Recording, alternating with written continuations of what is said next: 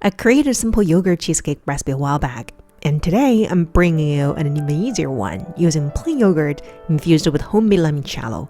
Some of you have been craving recipes with this flavor spirit, so here's a treat for you. Now, this cake tends to crack if you're not careful, but fear not, I'll guide you on how to prevent that as we go along. For the yogurt, I use this Be-Ro brand throughout my tests. I like its thick texture and a perfect balance of fat and protein, making an ideal choice for baking.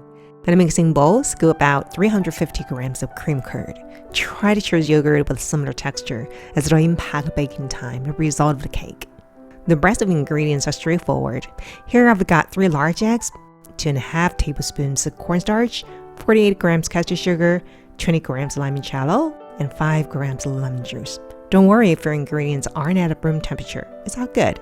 By the way, if you don't have limoncello or prefer to skip alcohol in your baking, just use 15 grams of lemon juice and up castor sugar to 55 grams.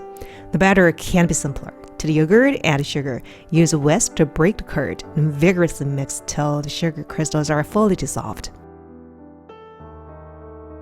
Add 1 egg yolk and another. Use a whisk to break yolks and mix well. And 1 whole egg, use a whisk to break it a little and mix for 30 seconds or to fully incorporate it.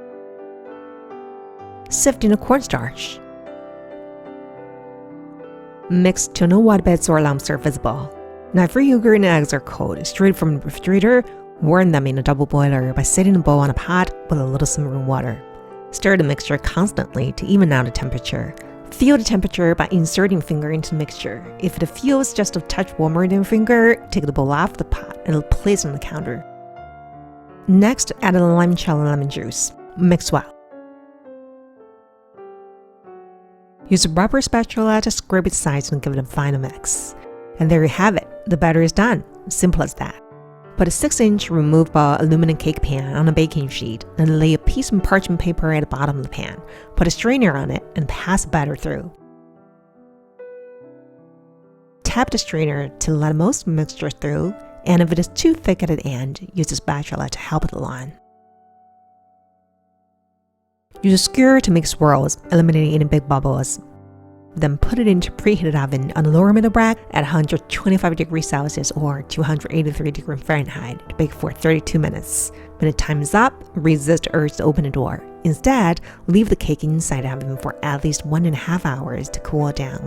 This method maximizes the chance of preventing the cake from cracking.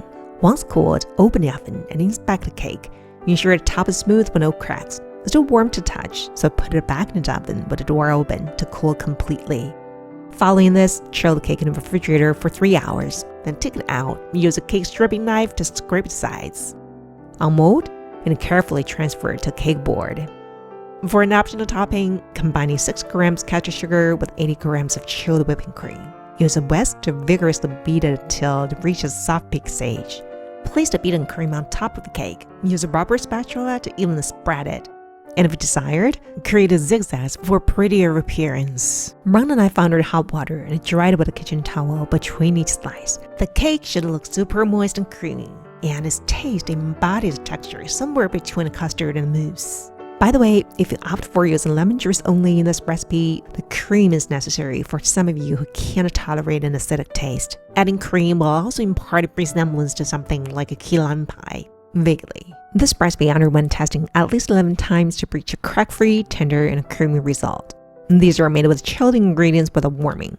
This batter was heated at 70 degrees Celsius or 184 degrees Fahrenheit. These were removed from the oven right after baking. This one was left in the oven to cool down with a door jar. And this one was experimented with the crust, and it concluded I still didn't prefer bottom for this cake. Alright, that wraps up for today. I hope you'll give it a try and share your thoughts on how you like it. See you.